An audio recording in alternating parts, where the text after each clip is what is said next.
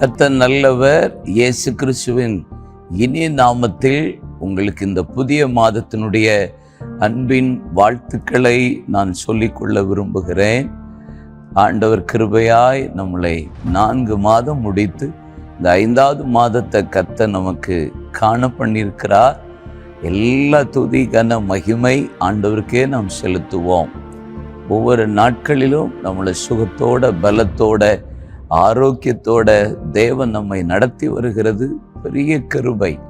நாம் நிற்கிறதும் நிர்மூலமாகாது இருக்கிறதும் அவருடைய கிருபை என்று வாசிக்கிறோம். இந்த 5வது மாதத்தில் ஆண்டவர் நமக்கு கொடுக்கிற வாக்குத்தத்தம் என்ன?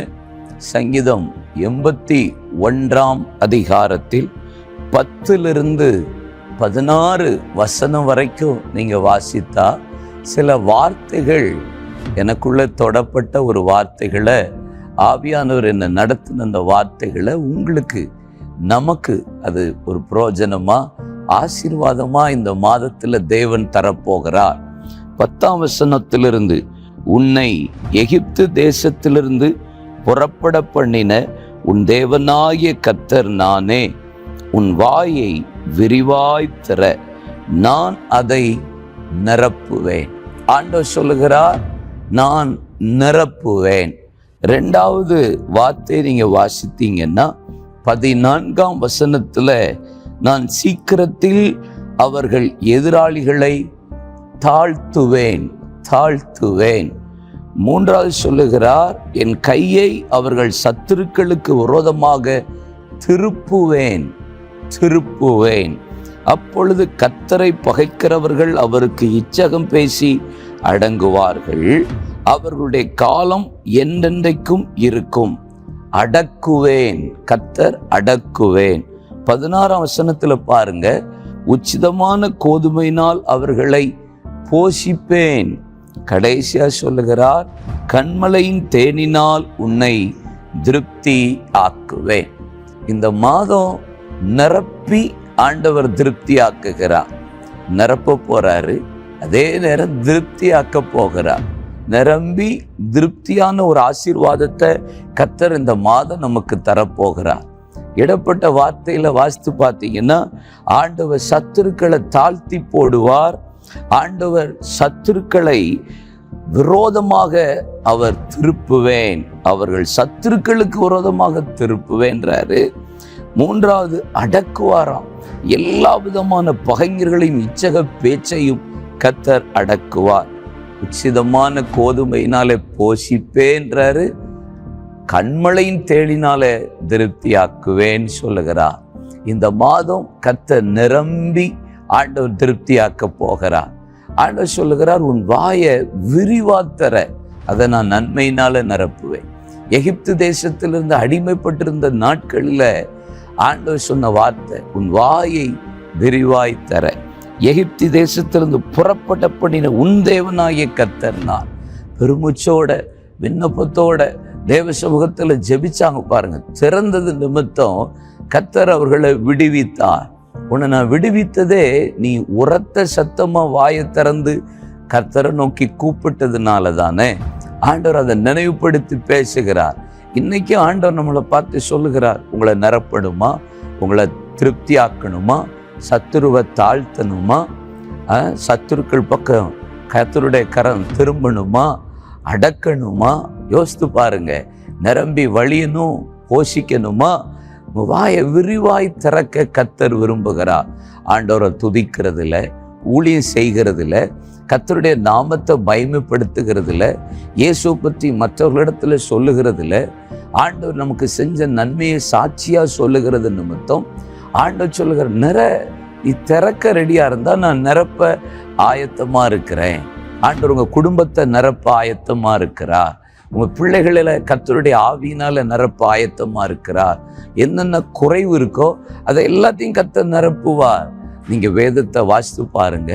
2 ராஜாக்களின் புஸ்தகத்துல 4ஆம் அதிகாரத்துல அங்கு ஒரு விதவையை குறித்து வேதவசனம் சொல்லுகிறதே. அப்படி ஒரு தீர்க்கதரிசியின் விதவை கடன்பட்டிருந்த போது அங்க எலிசா செய்த காரியம் என்ன? வீட்டில் இருக்கிற பாத்திரம் இருக்கா, பக்கத்து வீட்லையும் வாங்கிட்டு வா, எடுத்து கொண்டு வந்து கொடு. அதை கர்த்தர் நிரப்பினார் என்று போடப்பட்டிருக்கிறது.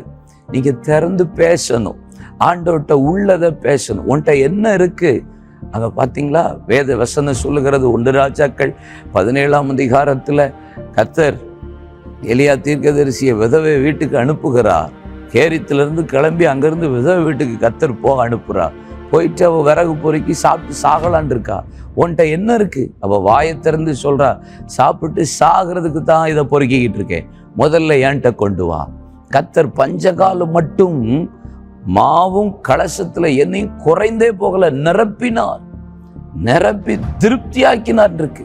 அந்த விதவை கடன் அடைச்சு மீதியையும் அவளுக்கு சந்தோஷமா பெற்றார். திறக்கணும், உங்கள்கிட்ட உள்ளதை நீங்க திறக்கணும்.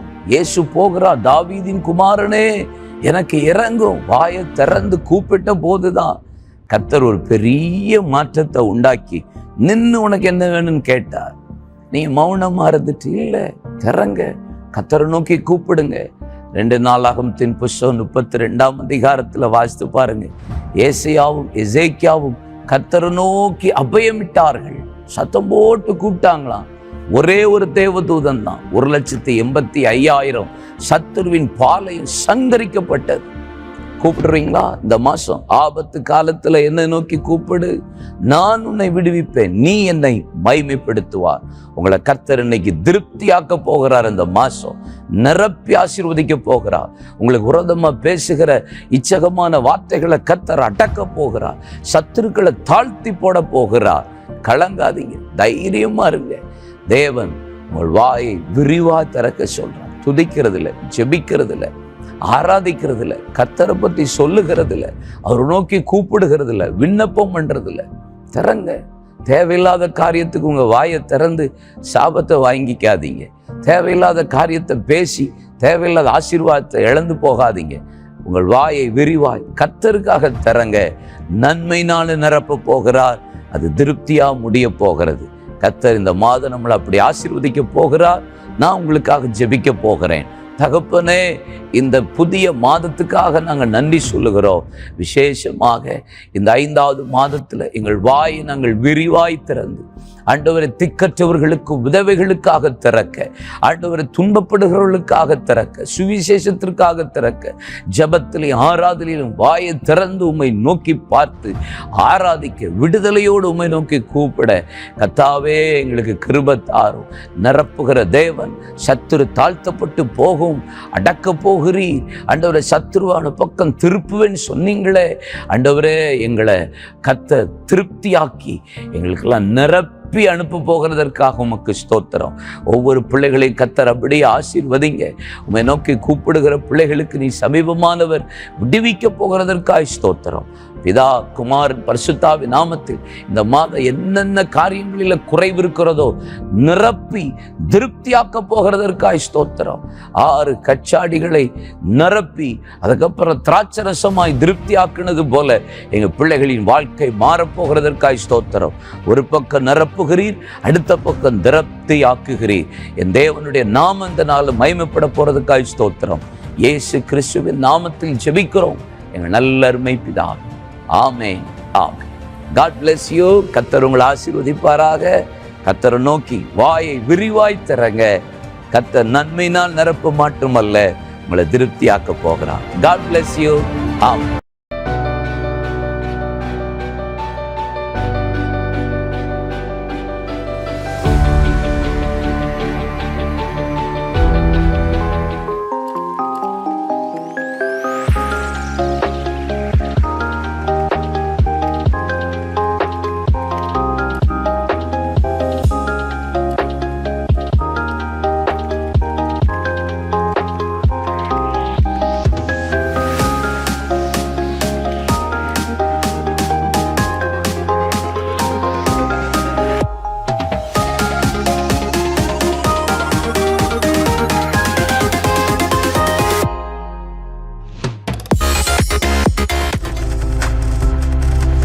நீங்கள் பார்த்துக் கொண்டிருப்பது உங்கள் ஜாய் டிவி. உங்கள் துக்கம் சந்தோஷமாய் மாறும்.